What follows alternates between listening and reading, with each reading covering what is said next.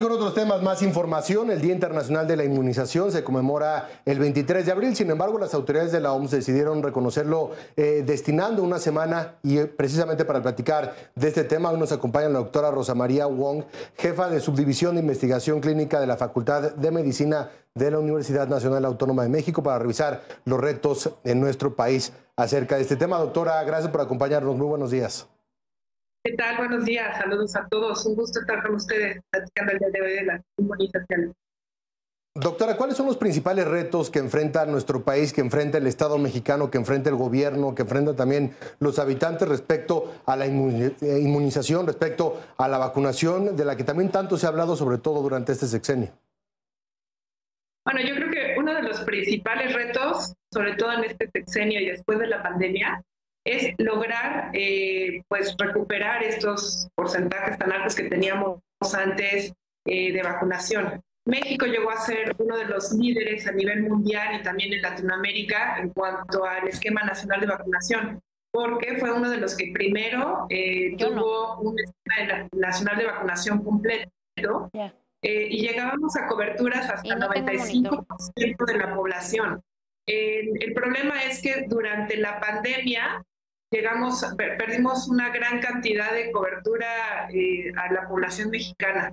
Entonces, lo que necesitamos ahorita es mejorar esas coberturas de vacunación, porque ya hemos tenido algunos casos de enfermedades prevenibles por vacunación. A raíz de la pandemia, obviamente, pues el sector salud en todo el mundo se volcó para atender este virus de SARS-CoV-2. ¿Qué pasa con la distribución de vacunas? ¿Qué pasa también con estas corrientes ideológicas en donde pues algunos padres de familia de plano han decidido, mal informados, no vacunar a sus hijos? Bueno, yo creo que ese es un gran problema, ¿no?, que tenemos en nuestro país y en el mundo, no nada más en el nuestro. A raíz de la pandemia, muchas madres de familia no llevaban a sus hijos a vacunar porque no querían que se contagiaran de COVID, ellos mismos no se querían contagiar de COVID, y además hubo muchos problemas también con las cadenas de distribución. Ustedes saben que muchas cosas separaron la producción de muchos biológicos y la distribución tampoco fue muy adecuada. Entonces, a veces había escasez, no nada más en México, sino en varias partes del mundo, ¿no?, en cuanto a los biológicos.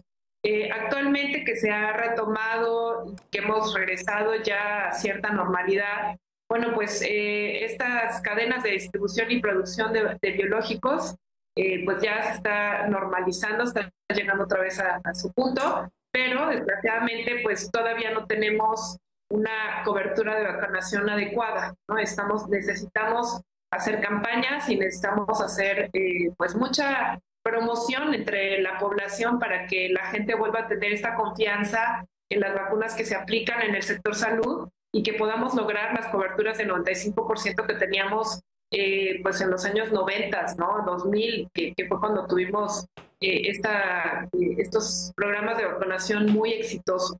Actualmente pues, hay una falta de vacunas, ¿no? Lo vimos en el 2020, que justo fue la pandemia. Tuvimos una escasez, no fue por la pandemia, fue porque no tuvimos vacuna de sarampión. Llegamos a 200 casos de sarampión en un solo año, en el 2020. Entonces tenemos que pues promover que la gente vaya a vacunarse, pues para evitar todas estas enfermedades prevenibles por vacunación. Increíble que tengamos un retroceso y no un avance en ese sentido. Por último, doctora, ¿cuáles son las vacunas más importantes que se deben de aplicar en niños y en adultos aquí en nuestro país? ¿Y qué se puede esperar con respecto a esta vacuna pentavalente hacia final de año en la que la vacuna de COVID ya puede estar incluida entre otras mismas vacunas? Bueno, yo creo que antes de pensar si se pone la vacuna de COVID o no, porque todavía hay mucha controversia al respecto. De hecho, en las recomendaciones de la Organización Mundial de la Salud acerca de la vacunación contra COVID, los niños tienen una prioridad baja porque la mortalidad y la incidencia de infecciones graves no es tan alta. La mayoría tienen infecciones asintomáticas o infecciones leves.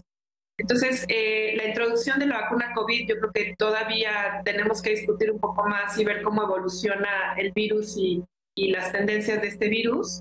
y la afección de los niños, etcétera, para poder tomar una decisión al respecto.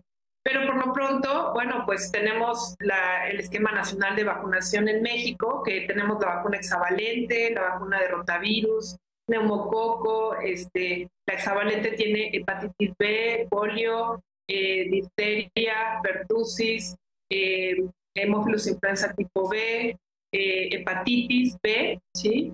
Todas esas vacunas están en una sola, que es la hexavalente, ¿no? Y además hay que poner la vacuna de neumococo, la vacuna de rotavirus, todo esto para niños. Hay algunas vacunas que están fuera del esquema nacional de vacunación, que esas se ponen a nivel privado, que son hepatitis A y varicela. Cuando los adolescentes llegan a los 11 años, es importante aplicar la vacuna de papiloma humano porque evita el cáncer cervicuterino, además de aplicar refuerzos de toxoide tetánico, diftérico y pertusis, porque hemos visto que a lo largo del tiempo se puede perder un poco la inmunidad y es importante poner refuerzos. Ya. Al año de edad se pone sarampión, rubiola y paperas. Y en los adultos, neumococo e influenza son muy importantes, además de una nueva vacuna que acaba de llegar, que es la de zóster, para evitar el herpes zóster. Perfecto. Doctora, pues muchísimas gracias. Gracias por estos minutos aquí en ADN conmigo. Estaremos platicando acerca de este tema a lo largo de la semana. Importante entender también y comprender que no es un tema que se puede dejar de lado en cuestiones de salud pública en nuestro país y en el mundo. Gracias, doctora. Muy buenos días. Al contrario, gracias a ustedes. Saludos al auditorio. Gracias.